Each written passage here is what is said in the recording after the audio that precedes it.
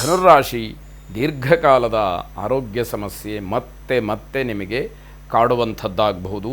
ಯಾವುದಾದರೂ ಪ್ರಮುಖವಾದಂತಹ ನಿರ್ಧಾರವನ್ನು ಮಾಡಬೇಕು ಅಂತಿದ್ದರೆ ಸ್ವಲ್ಪ ಹಿಂಜರಿಕೆಯಾಗುತ್ತೆ. ನಾನು ಈ ನಿರ್ಧಾರ ಮಾಡಿಬಿಟ್ರೆ ಏನಾಗ್ಬಿಡುತ್ತೋ ಅನ್ನುವಂತಹ ಆತಂಕ, ಭಯ ನಿಮ್ಮ ಮನಸ್ಸಿನಲ್ಲಿ ಇರುವಂಥದ್ದಾಗತ್ತೆ. ಮಾತೆಯರು ಸಭ್ಯವಾಗಿ ವರ್ತಿಸಬೇಕು, ಇಲ್ಲದೇ ಇದ್ದರೆ ಅವಮಾನವಾಗುತ್ತೆ, ಇಲ್ಲದೇ ಇದ್ದರೆ ಅಪಕೀರ್ತಿಗಳು ಬರುತ್ತೆ. ಅದರಿಂದ ಮತ್ತೆ ಹೊರಬರ್ತಕ್ಕಂಥದ್ದು, ಅದನ್ನು ಸರಿಪಡಿಸ್ಕೊಳ್ತಕ್ಕಂಥದ್ದು ಸಾಧ್ಯವಿಲ್ಲದ ಹಾಗೆ ಆಗುವಂಥದ್ದು. ಬೆಲೆ ಬಾಳತಕ್ಕಂತಹ ಪದಾರ್ಥ ನಷ್ಟವಾಗಬಹುದು, ತುಂಬ ದುಃಖ ಪಡುವಂಥದ್ದು.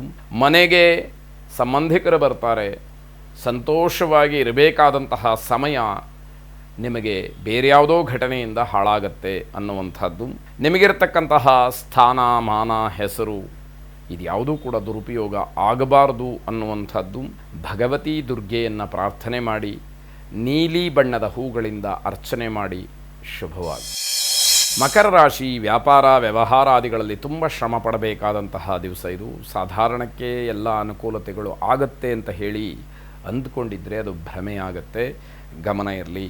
ನಿಮ್ಮ ಸಹೋದರ ವರ್ಗಕ್ಕೆ ತೊಂದರೆ ಆಗ್ಬೋದು, ಅಣ್ಣ ತಮ್ಮ, ಅಕ್ಕ ತಂಗಿ, ಅಥವಾ ಆಯಾ ಸ್ಥಾನದಲ್ಲಿರತಕ್ಕಂಥವರಿಗೆ ಸಮಸ್ಯೆಗಳು ಆಗಬಹುದು ಅಂತ ಅರ್ಥ. ಪ್ರೇಮಿಗಳಿಗೆ ತುಂಬ ಉತ್ತಮವಾದಂತಹ ದಿವಸ ಇದು. ಸ್ವಲ್ಪ ಮಟ್ಟಿಗೆ ದುರಾಸೆಯನ್ನು ದೂರ ಮಾಡಿಕೊಂಡ್ರೆ ಒಳ್ಳೆಯದು. ಎಲ್ಲವೂ ನನ್ನದೇ ಆಗಬೇಕು, ಎಲ್ಲವೂ ನನಗೇ ಸಿಕ್ಕಬೇಕು ಅನ್ನುವಂತಹ ಭಾವನೆಗಳು ಬೇಡ ಅಂತ ಅರ್ಥ. ಸಂಬಂಧಗಳು ಚೆಂದಾಗಿದ್ದರೂ ಕೂಡ ಬೆಂಬಲ ಸಿಕ್ಕುವಂಥದ್ದು ಕಷ್ಟ. ಕುಟುಂಬದಲ್ಲೋ, ಸ್ನೇಹಿತರ ಮಧ್ಯದಲ್ಲೋ, ಬಂಧುಗಳಲ್ಲೋ ವಿಶ್ವಾಸ ಚೆನ್ನಾಗೇ ಇರುತ್ತೆ. ಆದರೆ ನೀವು ಯಾವುದೋ ಒಂದು ಸಂಕಲ್ಪ ಮಾಡ್ತೀರಿ, ಯಾವುದೋ ಒಂದು ಕೆಲಸಕ್ಕೆ ಅಂತ ಹೇಳಿ ಮುಂದಾಗ್ತೀರಿ. ಅಂತಹ ಕೆಲಸಕ್ಕೆ ಅಗತ್ಯ ಇರತಕ್ಕಂತಹ ಸಹಾಯವೋ, ಸಹಕಾರವೋ, ಬೆಂಬಲವೋ, ಪ್ರೋತ್ಸಾಹವೋ ಅವರಿಂದ ಸಿಕ್ಕದೇ ಇರತಕ್ಕಂಥದ್ದಾಗಬಹುದು. ಆಭರಣಗಳನ್ನು ಖರೀದಿ ಮಾಡುವ ವಿಚಾರದಲ್ಲಿ ಮುಂದಾಗ್ತೀರಿ. ಹಣ ಹೆಚ್ಚು ಖರ್ಚಾಗ್ತಕ್ಕಂತಹ ವಿಚಾರ ಚರ್ಚೆಗೆ ಬರುತ್ತೆ. ಮೂಲ ದುರ್ಗಾ ದೇವಿಯನ್ನು ಪ್ರಾರ್ಥನೆ ಮಾಡಿ ಶುಭವಾಗಿ. ಕುಂಭರಾಶಿ, ಸಹೋದ್ಯೋಗಿಗಳ ಜೊತೆಯಲ್ಲಿ ಸೌಹಾರ್ದಯುತವಾದಂತಹ ಮನೋಭಾವ ಇರಲಿ. ಇಲ್ಲದೇ ಇದ್ದರೆ ನೀವು ಕೆಲಸ ಮಾಡುವಂಥದ್ದು ಕಷ್ಟವಾದೀತು.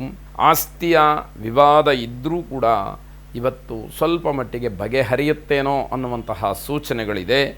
ಪ್ರಯಾಣದಿಂದ ಲಾಭ ಪಡಿತೀರಿ. ಉದ್ಯೋಗದ ನಿಮಿತ್ತವೋ ಅಥವಾ ಬೇರೆ ಇನ್ಯಾವುದೋ ವ್ಯವಹಾರದ ನಿಮಿತ್ತವೋ ಪ್ರಯಾಣವನ್ನು ಮಾಡಿದರೆ ಅಂತಹ ಪ್ರಯಾಣ ನಿಮಗೆ ಲಾಭದಾಯಕವಾಗಿ, ಶುಭದಾಯಕವಾಗಿ ಇದೆ ಅನ್ನುವಂಥದ್ದು. ವ್ಯವಹಾರದಲ್ಲಿ ಬದಲಾವಣೆಯನ್ನು ಕಾಣ್ತೀರಿ. ಇದು ಅತಿ ಮುಖ್ಯವಾದಂತಹ ಒಂದು ತಿರುವು ಅಂತ ಹೇಳಿ ನಿಮ್ಮ ಜೀವನದಲ್ಲಿ ಅನಿಸುವಂಥದ್ದು. ವಿಶೇಷವಾಗಿ ಹೆಣ್ಣು ಮಕ್ಕಳಿಗೆ ಅಗ್ನಿಯ ಅವಘಡ ಅಂತಕ್ಕಂಥದ್ದು ಸೂಚ್ಯವಾಗಿದೆ. ತುಂಬ ಎಚ್ಚರಿಕೆಯಿಂದ ಇರಬೇಕಾದಂಥದ್ದು. ನಿಮ್ಮ ತತ್ವ ಸಿದ್ಧಾಂತಗಳಿಂದ ಜನ ಪ್ರಭಾವಿತರಾಗ್ತಾರೆ. ನೀವು ಆಡ್ತಕ್ಕಂತಹ ಮಾತು ಸಮಾಜಮುಖಿಯಾಗಿ ಅಥವಾ ಸಮಾಜಕ್ಕೆ ಅನುಕೂಲಕರವಾದಂತಹ ವಾತಾವರಣ ಅಂತಂದರೆ ಹೇಗಿರಬೇಕು ಅನ್ನುವಂತಹ ಚರ್ಚೆ ಜನರನ್ನು ಬೇರೆಯ ಲೋಕಕ್ಕೆ ಕರ್ಕೊಂಡು ಹೋಗ್ತಕ್ಕಂಥದ್ದು ಆಗಬಹುದು ಅಂತ ಅರ್ಥ. ಜಾತವೇದಾಗ್ನಿಯನ್ನು ಪ್ರಾರ್ಥನೆ ಮಾಡಿ ಶುಭವಾಗಿ.